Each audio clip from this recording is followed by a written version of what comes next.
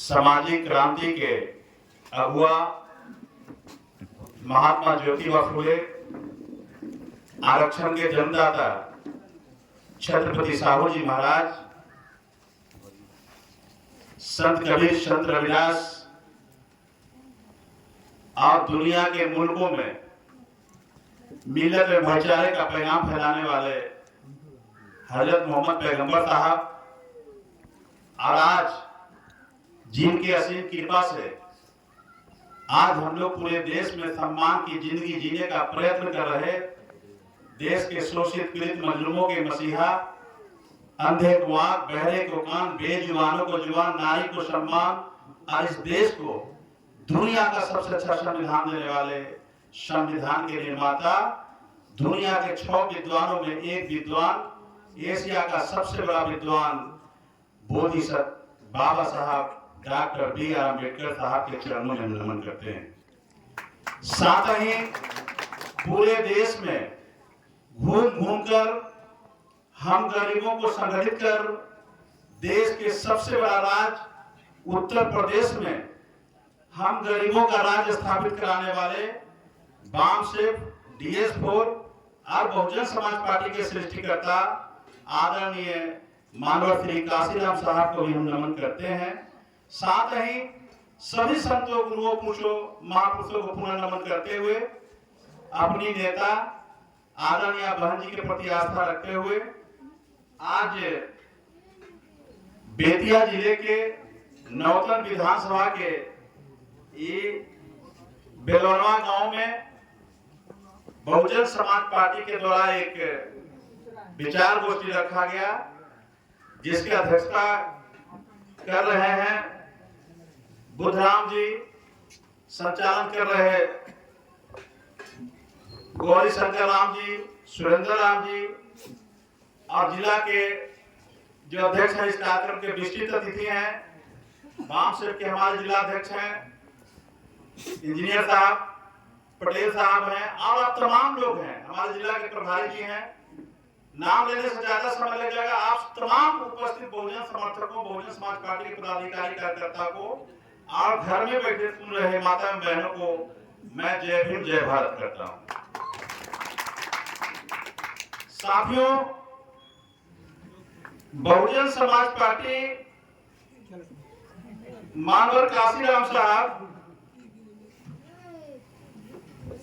बनाए हैं, उसके पीछे एक उद्देश्य था। आप लोगों को मालूम होना चाहिए इस गांव के कितने लोग हैं, थोड़ा हाथ उठाइए। इस गांव के ठीक, मानवर काशीराम साहब का सोच था सामाजिक परिवर्तन और आर्थिक मुक्ति आंदोलन। सामाजिक परिवर्तन साथियों, नौजवान साथी से मेरा आग्रह है कि अगर अभी बैठे हैं, अगर इस बैठक में आप शामिल हैं, यहाँ पर बैठे हुए हैं, तो थोड़ा सोच बनाइए कि जो समाज के लोग हमारे बीच में कुछ बात को रखने के लिए आए हैं, कुछ बात बताना चाहते हैं, तो आखिर उसका उद्देश्य क्या है। मानवर काशीराम साहब सामाजिक परिवर्तन और आर्थिक मुक्ति आंदोलन की बात कहे, आप लोगों को मालूम है ऐसा क्यों कहे।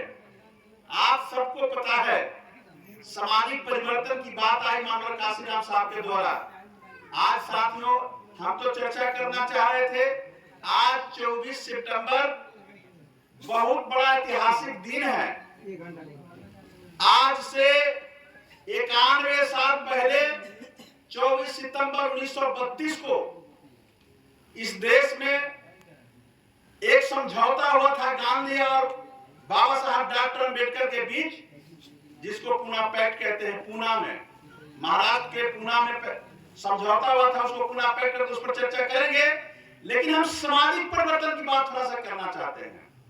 साथियों, आपको पता है ये 3-4 बुजुर्ग हमारे सामने बैठे हुए, 5-6 लोग हैं बुजुर्ग, जिनका उम्र 70 पार कर गया है, कोई 80 साल के, कोई 75 साल के हैं। हमारी दादी भी है सामने में। आप लोगों को मालूम है साथियों, कोई ऐसा राजपूत का 20 साल का लड़का है जो इस 70 साल 80 साल के चमार बूढ़े को कोई दादा कहता हो? जानते हैं आप लोग? कोई कहा है क्या? आप लोगों को मालूम है कि कोई ब्राह्मण का लड़का, कोई बुनियाद का लड़का हमारे 80 साल के बुजुर्ग बूढ़ा को क्या दादा क्या चाचा कभी बोला? नहीं बोला। वो उसका नाम लेता है, नाम लेकर के पुकारता है, नाम लेकर पुकारता है, मतलब हमको वो नीच समझता है, इसलिए हमारा नाम लेता है। हमारा हमको चाचा और दादा भैया नहीं बोलता है। जबकि हमारे समाज के उन 3-4 जातियों को छोड़ दिया जाए तो वो चाहे मल्लाह हो, नुनिया हो, कहार हो, कुम्हार हो, माली हो, तमोली हो, लोहार हो, बड़ी हो, वो उनको चाचा और दादा कहता है। तो ऐसे समाज के बीच हमारा जन्म हुआ, ऐसे समाज में हम लोग रहते हैं जहां समाज में हमको अपमान सहना पड़ रहा है। साथियों, अपमान की जिंदगी हमारे 3-4 पुस्त बुजुर्गों ने बिताया है। वो तो धन है बाबा साहब डॉक्टर अम्बेडकर, जिनके वजह से आज हम लोग थोड़ा सम्मान की जिंदगी जीने का बात कर रहे हैं। आप नौजवान साथी हो, फेसबुक चलाते हो, व्हाट्सएप चलाते हो, आप लोग पेपर देखते हैं, आप लोगों को मालूम है कि देश में हर राज्य में कहीं ना कहीं देखिएगा तो आपको सुनने में मिलेगा कि 5-6 लड़कियों का बलात्कार हो गया। हम साथी आप लोग बैठे हुए हैं, हम आपसे जानना चाहते हैं कि आपने कभी सुना है कि किसी ब्राह्मण की लड़की का बलात्कार हो गया? सुना है? हाँ नाम में बोलिए, सुना है? नहीं सुने। ऐसा क्यों? हमारी लड़की तो काली कलुटी भी होती है, लेकिन साथियों उनकी लड़की तो बड़ी सुंदर होती है, फिर भी उसकी लड़की सुरक्षित है। आज जितने भी बलात्कार होता है, वो चाहे देश के किसी कोना में हो, वो हमारी लड़की का बलात्कार होता है। वो कहीं ना कहीं चमार है, दुसाध है, डोम है, मेहतर है, मल्ला है, नुनिया है, कहार है, कुम्हार है, इनके लड़की का बलात्कार होता है साथियों। तो ये समाज कैसा समाज है जिसमें हमारे बुजुर्गों का, जिसमें हमारे भाइयों का सम्मान नहीं है, हमारी लड़कियों का, हमारी बहनों का इज्जत का सुरक्षा नहीं है। मानव काशीराम साहब इसी का परिवर्तन करना चाहते थे। मानव काशीराम साहब इसीलिए बहुजन समाज पार्टी का निर्माण किया। साथियों, आप लोगों को थोड़ा इशारा हम करना चाहते हैं। साथियों, आपको बताना चाहते हैं कि अगर आप लोग अपने बुजुर्गों का सम्मान चाहते हैं, अपने लड़कियों का सुरक्षा चाहते हैं, तो केवल बात बनाने से नहीं होगा। बात बनाने से नहीं होगा, आपको समाज में जाना पड़ेगा। आप केवल एक अपना वोट के दिन जाकर के बीएसपी के हाथी छाप पर मार देंगे, बटन दबा देंगे, तो उससे परिवर्तन नहीं होगा। आपको समाज के बीच जाकर के और बहुजन समाज का क्या उद्देश्य है, बहुजन समाज पार्टी का क्या उद्देश्य है, साथियों आपको वो बताना पड़ेगा। आप लोग गांव के लोग बैठे हुए हैं साथियों, आप समाज के लोग बैठे हुए हैं, आप जानते हैं, आप लोग चर्चा करते हैं पूना पैक्ट हुआ, पूना पैक्ट हुआ। आप लोग कहते हैं गांधी ने गलत कर दिया, गांधी ने गलत कर दिया, पूना पैक्ट नहीं होता तो हमको फायदा होता। आप इसमें से कितने साथी हैं जिसको ये मालूम है कि हमको ये फायदा होता? पूना पैक्ट से आपको बहुत फायदा होता है, ये किन लोगों को मालूम है? आपको साथियों जानकारी होना चाहिए। अगर ये गांधी नहीं होते, अगर ये गांधी नहीं होते और ये समझौता नहीं कराते थे दबाव दे करके, दबाव कैसे दिया, हम थोड़ा सा उधर आपका इशारा करना चाहेंगे। बाबा साहब डॉक्टर अम्बेडकर के बारे में आप तमाम लोग जानते हैं कि बहुत कष्ट में, बहुत मुसीबत में पढ़ाई लिखाई किए। 5 साल की अवस्था में उनकी मां चली गई, 22 साल की अवस्था में उनके पिताजी चले गए, 35 साल की उम्र में उनकी पत्नी चली गई, 4 संतान उनकी आंखों के सामने दवा के अभाव में दम तोड़ दिया। लेकिन फिर भी बाबा साहब डॉक्टर अम्बेडकर हिम्मत नहीं हारे, क्योंकि बाबा साहब डॉक्टर अम्बेडकर का उद्देश्य था कि हम इस देश के तमाम बहुजन समाज, जो शोषित पीड़ित समाज है, हम पढ़ाई लिखाई किए हैं तो हम उनके लिए किए हैं, हमको उनकी लड़ाई लड़ना है, हमको उनका उद्धार करना है। साथियों, आप लोगों को पता है 5000 वर्ष की गुलामी से बाबा साहब डॉक्टर अम्बेडकर तीसरा गोलमेज सम्मेलन में अंग्रेजों से अधिकार प्राप्त कर लिए थे। 5 वर्षों के गुलामी को बाबा साहब डॉक्टर अम्बेडकर उलट के रख दिए थे। आपको पता है बाबा साहब डॉक्टर अम्बेडकर गोलमेज सम्मेलन में अंग्रेज सरकार, यहाँ पर अंग्रेजों का शासन था। 1932 में बाबा साहब डॉक्टर अम्बेडकर अंग्रेजों से आपको बहुत सारा अधिकार ले लिए थे। पहला अधिकार बाबा साहब डॉक्टर अम्बेडकर लिए, दोहरा वोट का अधिकार ले लिए। आप लोगों को पता है आज दोहरा वोट अगर हमको होता तो आप लोगों को मालूम है कि जितने भी अनुसूचित जाति हैं, अनुसूचित जाति जनजाति अपना उम्मीदवार तय करता, उसके लिए एक क्षेत्र होता और वहां पर केवल अनुसूचित जाति के लोग वोट करते। उसमें तीसरा कोई जाति वोट नहीं करता। अनुसूचित जाति में चाहे जितनी जाति उस समय में सूची में आया वही उस पर वोट गिराते, वही अपना विधायक चुनते, वही अपना सांसद चुनते। उस पर बड़े लोगों का कोई अधिपत्य नहीं होता। और दूसरा वोट वो कहा करते जहां पर बड़े लोग चुनाव लड़ते, जहां पर राजपूत भूमियार ब्राह्मण भाई चुनाव लड़ते, वहां हमारे लोग वहां भी वोट करते। तो आज अनुसूचित जाति का कोई लोग, चाहे आपका पहले चनपटिया हो या आज के तारीख में कौन है सुरक्षित विधानसभा, रामनगर हो, वहां हमारा लोग अगर चुनाव लड़ता है, वहां कोई अनुसूचित जाति का चुनाव लड़ता है तो ऊंची जाति के लोग धमकी देता है कि अगर तुम अपनी जाति की बात करेगा, तुम अपने समाज की बात करेगा तो हम तुमको चुनाव जीतने नहीं देंगे। अगर तुम हमारी बात करेगा, तुम हमारे हित में बात सोचेगा, तुम हमारे दल में रहेगा, तब हम तुमको वोट देंगे। ठीक उल्टा हम लोग करते। अगर बाबा साहब डॉक्टर अम्बेडकर जो दोहरा वोट का अधिकार ले लिए थे, अगर ये गांधी नहीं चेंज करवाता तो हम लोग ऊंची जाति को धमकी देते कि अगर तुम हमारी बात नहीं करेगा, तुम हमारे अंडर में नहीं रहेगा, तब हम तुमको नहीं चुनेंगे, हम अपना लोग हम चुनेंगे।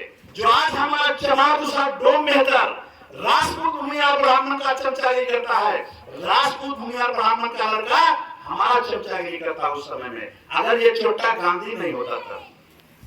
साथियों, दूसरा अधिकार बाबा साहब डॉक्टर अम्बेडकर ने लिया था। डॉक्टर अम्बेडकर पृथक बस्तियां बसाने की बात किया, पृथक बस्तियां बसाने की बात किया। कहा कि आप अंग्रेजों से कहा कि यहाँ तो आपका शासन है, यहाँ किसी राजपूत भूमियार ब्राह्मण का शासन नहीं है, आपका शासन है, आप यहाँ के राजा हो। आप ये जो बंजर पड़ी जमीन है वो हमारे समाज को दे दो और हमारा समाज उसमें जोत बो करके अपना खाएगा।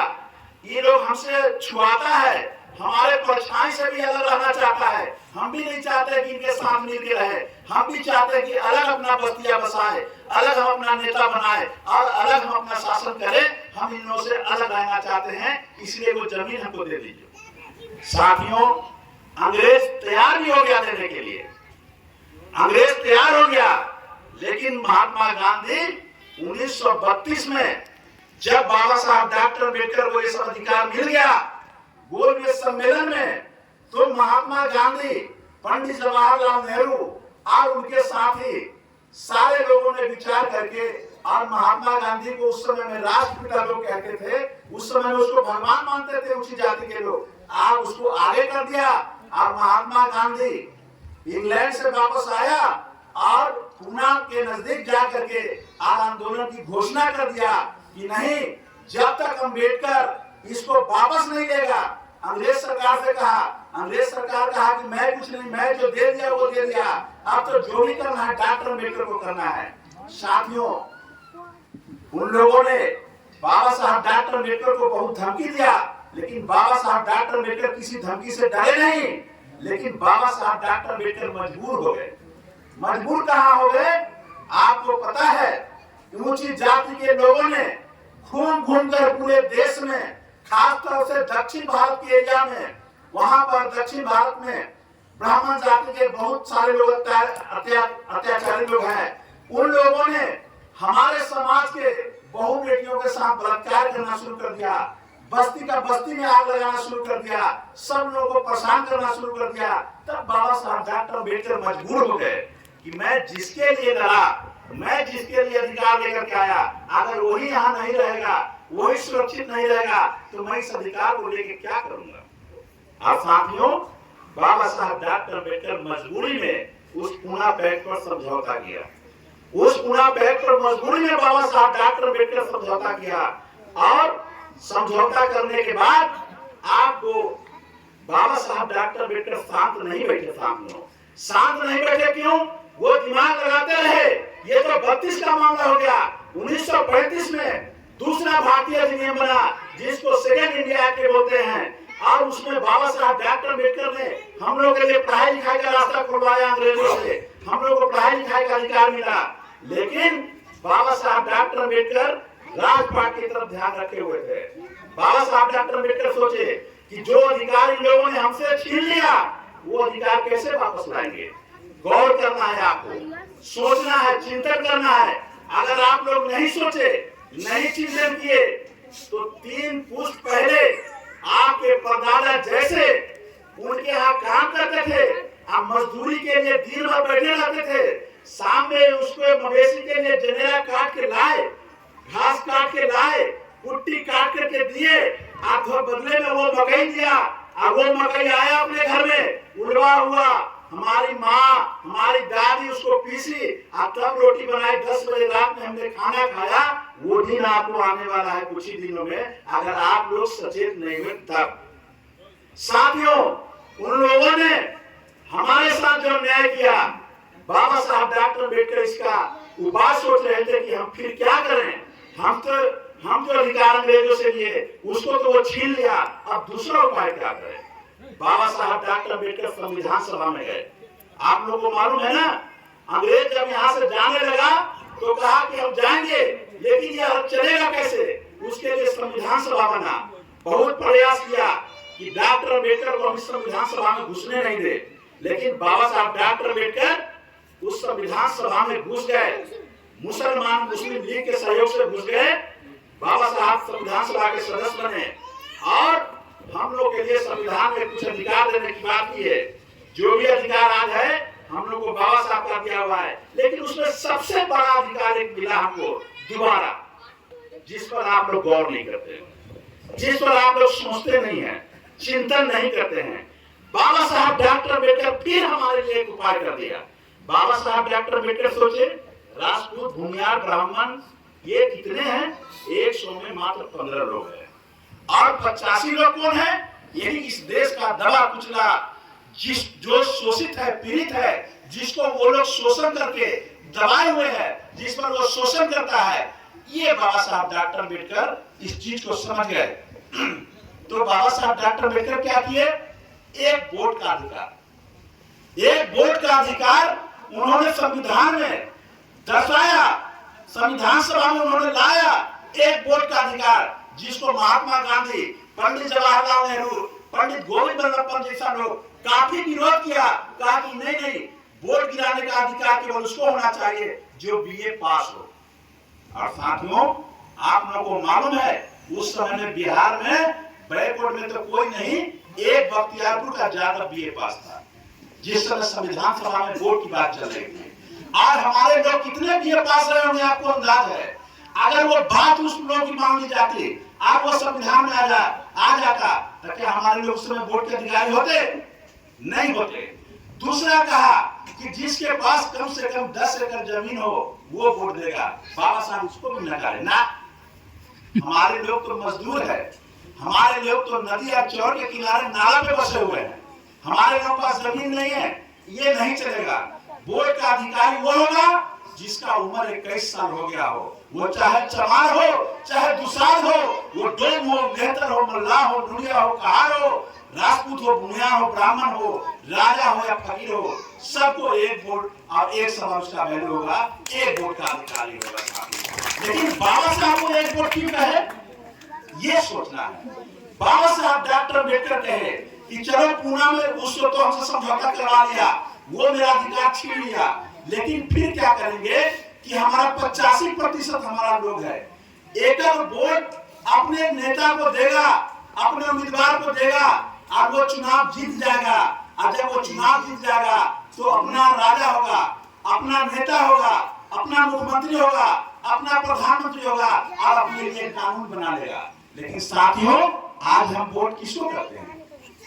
आज हम वोट किसको करते हैं? क्या मानवर काशीराम साहब जो पार्टी बनाया, हम वोट किसको करते हैं? नहीं, हम लोग कुछ लोग हैं जो मानवर काशीराम साहब को, बाबा साहब को मान करके और उनको वोट करते हैं। आज के तारीख में हमारे वोट को विखंडित कर दिया, हमारे विचार को बांट दिया। और आज हमारा विचार क्या हो गया? साथियों, इंजीनियर साहब बैठे हुए हैं, पटेल जी बैठे हुए, आप लोग हैं बुद्धिजीवी साथी। आज एक चर्चा होता होगा, बहन जी को इंडिया गठबंधन में जाना चाहिए, क्या सही बात है कि नहीं? ये बहन जी को किसी न किसी गठबंधन में जाना चाहिए, यही चर्चा होता होगा। साथियों, आप लोगों से हम जानना चाहते हैं, इसमें तो कुछ नए लड़कों हैं, नए लड़कों को भी लोग दूसरे ढंग से समझाता है। क्या हम जानना चाहते हैं कि जो इंडिया गठबंधन का जो प्रमुख घटक दल है, जो सबसे बड़ा दल है, जो सबका नेतृत्व कर रहा है, उस दल का क्या नाम है? कांग्रेस। कांग्रेस इस देश पर कितना राज किया है? 70 साल, 60 साल राज किया है।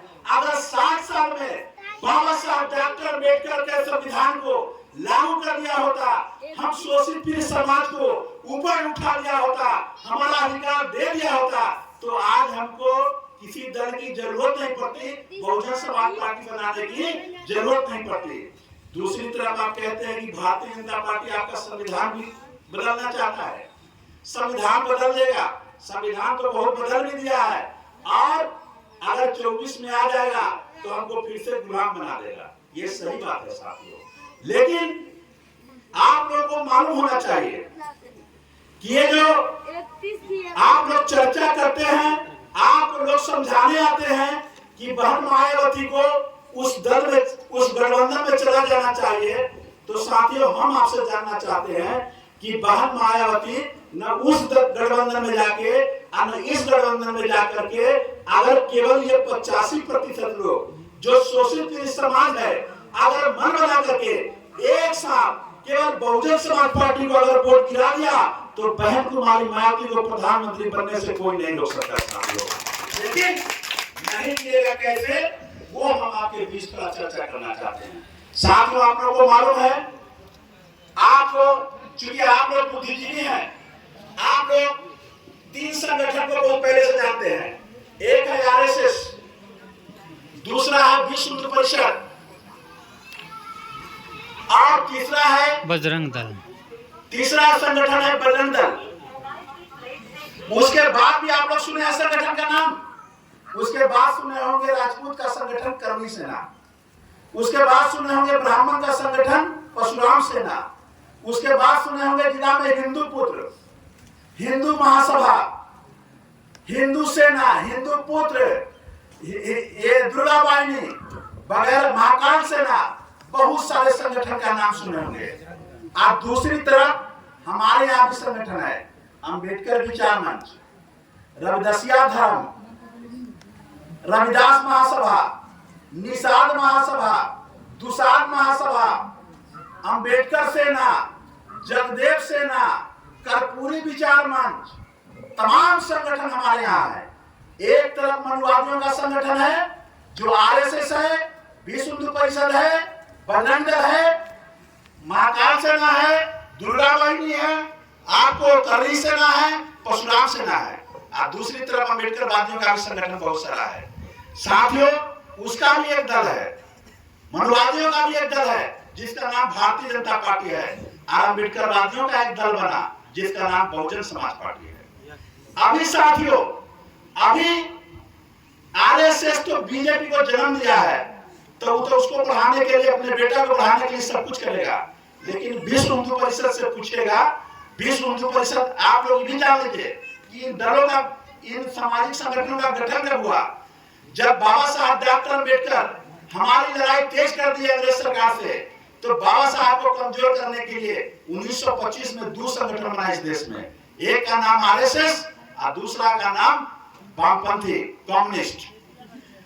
फिर दूसरा संगठन बना जब मानवर काशीराम साहब इस देश में इंजीनियर साहब जैसे लोगों को ठीक कर लिए, 1964 से निकल करके 1978 तक जब सब लोगों को ठीक कर लिए, और जब 1978 में वाम सेव का गठन किया मानवर काशीराम साहब, तो उन्होंने ये मनुवादी संगठन ने, मनुवादी नेता ने मानवर काशीराम साहब से सरकारी कर्मचारियों को खींचने के लिए आप वो भी एक संगठन बनाया 1978 में, जिसका नाम है विश्व हिंदू परिषद। जब मानवर काशीराम साहब डीएस4 बना करके लड़कों को लड़ना सिखा दिया, जब लड़कों को लड़ना सिखा दिया, 84 में बहुजन समाज पार्टी बनाया, तो ये तीसरा संगठन बनाया 1984 में, एक कुर्मी के बेटा को विनय कटियार को आगे करके, और 1984 में भाजपा वालों ने आपको बजरंग दल बनाया। आपको सोचना होगा कि बाबा साहब मानवर काशीराम साहब का काउंटर करने के लिए उन लोगों ने उन्होंने सामाजिक संगठन बनाया। अब मैं आपको ये बताना चाहता हूँ, आपसे ये चर्चा करना चाहता हूँ कि हमारे लोग, आज हमारा दुश्मन भाजपा नहीं है, ना ही हमारा दुश्मन कांग्रेस है। आज हमारा दुश्मन हम जो हमारे बीच से जो लोग निकलता है और वो सामाजिक संगठन बना लेता है, सबसे बड़ा दुश्मन हमारा वो है। हम वो उसको साथ देना चाहते हैं। साथियों, आपको पता है ये मनुवादी संगठन, आप पूछे विश्व हिंदू परिषद से कि तुम, हम जानते हैं कि तुम हिंदूवाद को लागू करना चाहते हो, लेकिन तुम राजनीति में क्या करना चाहते हो? तो कहेगा कि हम भाजपा को सत्ता में लाएंगे। उसे पूछिए बजरंग दल से कि हम जानते हैं कि तुम युवाओं को लड़ना सिखाते हो, लेकिन तुम राजनीति में क्या करना चाहते हो? कहेगा कि हम भाजपा को सत्ता में लाना चाहते हैं। राजपूत भाई के सेना से पूछिए, करनी सेना से कि भाई हम जानते हैं कि ये तुम्हारा जाति संगठन है, राजनीति में तुम क्या करना चाहते हो? कहेगा कि मैं भाजपा को सत्ता में लाना चाहता हूँ। परशुराम सेना ब्राह्मण वालों से पूछिए कि तुम राजनीति में क्या करना चाहते हो? कहेगा कि मैं भाजपा को सत्ता में लाना चाहता हूँ। हिंदू पुत्र हो, दुर्गा वाहिनी हो, हिंदू सेना है, जितने भी उनका संगठन है, उससे पूछेगा कि तुम राजनीति में क्या करोगे? कहेगा कि हम भाजपा को सत्ता में लाना चाहते हैं। लेकिन जब अम्बेडकर वादी संस्थाओं से पूछेगा, हे भैया चुनाव आ रहा है, तुम हम जानते हैं कि तुम अम्बेडकर विचार में चलाते हो, लेकिन तुम राजनीति में क्या करना चाहते हो? कहेगा कि सुनिए, राजनीति की बात हम नहीं करते हैं, हम गांव वाले को जो जमा किए हैं इनको हम जागरूक करना चाहते हैं, राजनीति नहीं करना चाहते हैं। आप हमको टका के हटा देगा, और जब चुनाव के 10 दिन बचेगा फोन करेगा, कहाँ है? आरजेडी वाले को फोन करेगा, तुलना कर लेता है तुरंत कि बीजेपी को यही आरजेडी हराएगा, कहाँ है? तो कहे क्या बात है? अरे आइए बीजेपी को हराना, इसलिए हमारा लड़का सब आपको मदद करेगा, तब ठीक करिए। तो नहीं, वैसे थोड़ी होगा, आइए गाड़ी दीजिए और कुछ खर्चा वर्चा दे दीजिए। ये हमारे संगठन का काम रह गया है, ये हमारा अम्बेडकर विचार मंच करता है, ये हमारा नवदसिया धर्म करता है, और बहुजन समाज पार्टी की बात नहीं करता है। तो क्या बहुजन समाज पार्टी बढ़ जाएगा? क्या बहुजन समाज पार्टी सत्ता में आ जाएगा? साथियों, चिंतन करना पड़ेगा।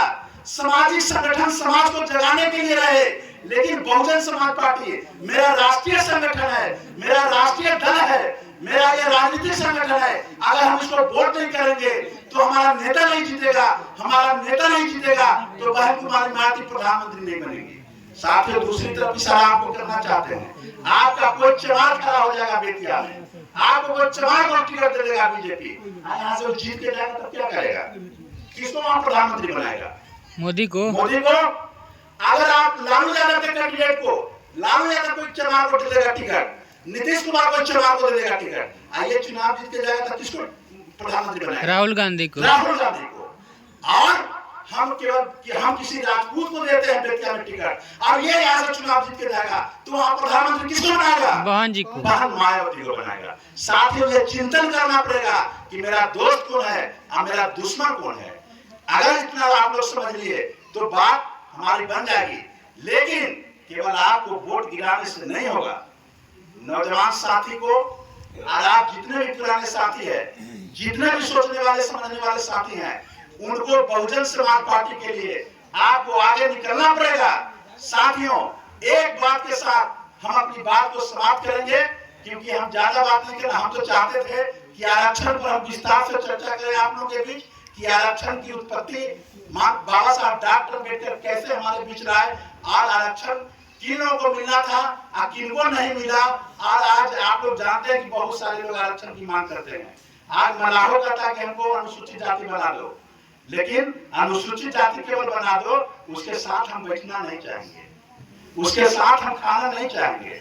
नोनिया भी कहता है कि हमको अनुसूचित जाति बना दो केवल राजनीतिक लाभ लेने के लिए। चूतिया आत्म सोच वही कहता है कि यह देश एक है, आरक्षण एक है, हमको मिलना चाहिए आरक्षण। वो कहता है, मलाल दुनिया से बात करेगा, वो कहता है कि बंगाल में हमारे जाति को आरक्षण मिलता है, दिल्ली में हमारे जाति को आरक्षण मिलता है, असम में हमारे जाति को मिलता है, तो बिहार में क्यों नहीं?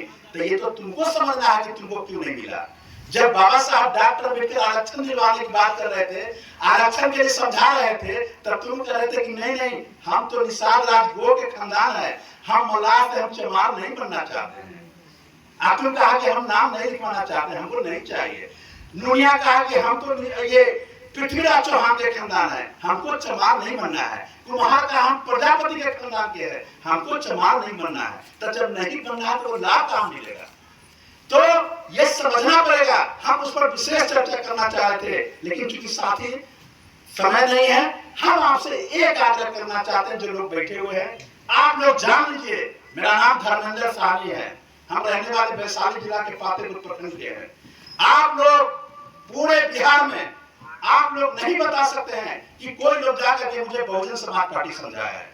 हम आपको ये केवल प्रेरणा के लिए बोल रहे हैं, हमको किसी ने नहीं समझाया।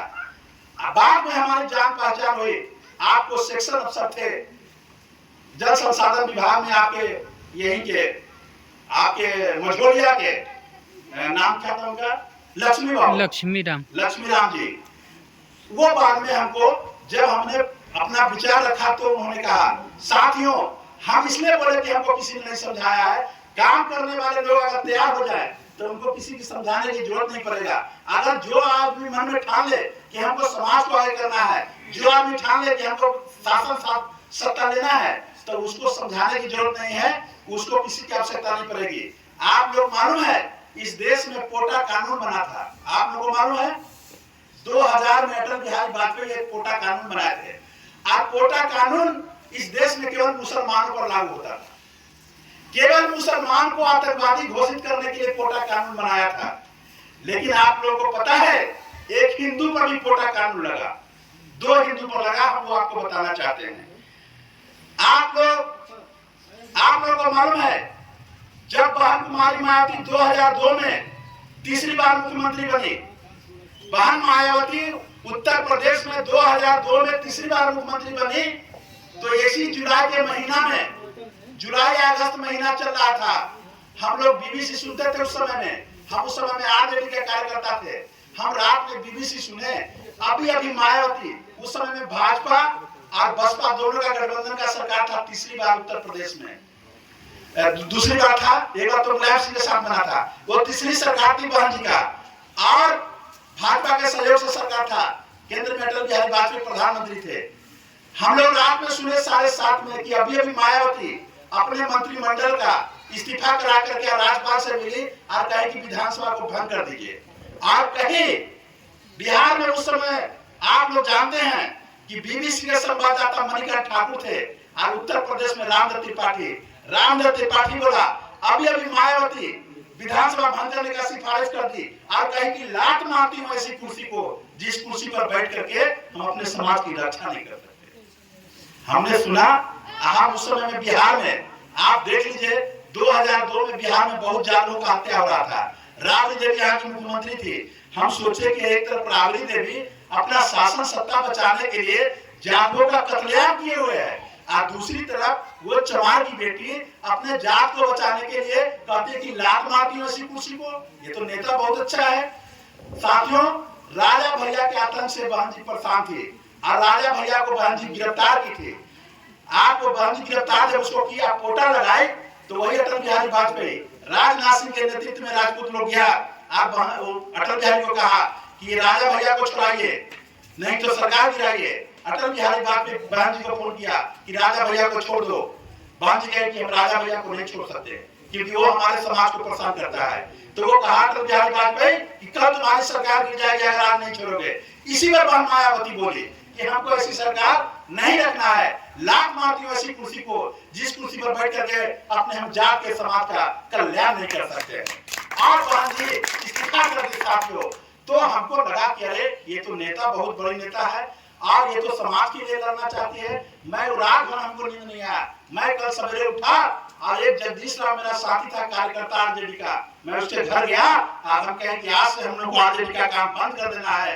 हम लोग को बहुजन समाज पार्टी और बहन उस समय हम नहीं जानते थे कि उनको बहन कहा जाता है, हम कहे कि मायावती का काम हम लोग को करना है। और साथियों उस दिन से हम शुरू किए और आज तक हम रुके नहीं। और आप लोगों को बता देना चाहते हैं कि मानवर काशीराम साहब और बहन मायावती जी के रास्ते पर चलते हुए हमने कहा कि हम भी मानवर साहब की तरह, माननीय बहन जी की तरह शादी विवाह से दूर रह करके हम अपना सारा का सारा जीवन समाज को समर्पित करना चाहते हैं। और आज मेरा उम्र 42 साल हो गया। और साथियों आज जो लोग जहाँ भी बुलाते आज हम लोग वहाँ जाते हैं, पूरे रात में घूम करके और हम लोग समाज के बीच जाकर के समाज को जगाने का प्रयास करते हैं। तो साथियों ये हम लोग का जो प्रयास है तब सार्थक होगा जब साथियों आप लोग चिंतन और मनन करेंगे तब, और नहीं तो इन्होंने बुलाया, कुर्सी लगाया, आप लोग आए, चाय पिए, पानी पिए, किस्सा सुने, कहानी सुने, आप फिर घर चले जाइएगा तो फिर काम नहीं होगा। समाज आपका जहाँ है वही रह जाएगा। अगर आप चाहते हैं समाज को बनाना तो अभी हमारे पास 7-8 महीने का समय है। आप लोग गांव-गांव में निकल जाइए, पार्टी का पदाधिकारी बन करके गांव में एक पदाधिकारी बनाइए और गांव समाज में सभी जाति को समझाइए। जो आपके अगल बगल के जो जाति है, बड़े लोगों को समझाने की जरूरत नहीं है। बड़े लोग जिस दिन जान जाएगा कि बसपा आप शासन में आ सकता है तो आप लोगों को धक्का मार करके वही मारा लेके सबसे आगे रहेगा। इसलिए साथियों अपने छोटे छोटे लोगों को, अपने समाज के लोगों को जगाने का प्रयास कीजिए। इन्हीं चंद शब्दों के साथ मैं अपनी बात को यहीं रोकना चाहता हूँ। आप लोग अगर फिर प्रयास करेंगे तो हम फिर आपके बीच आने का काम करेंगे। इन्हीं चंद शब्दों के साथ इन्हीं चंद शब्दों के साथ अपनी हम बात को यहीं रोकते हैं। जय भीम, जय भारत, जय काशीराम।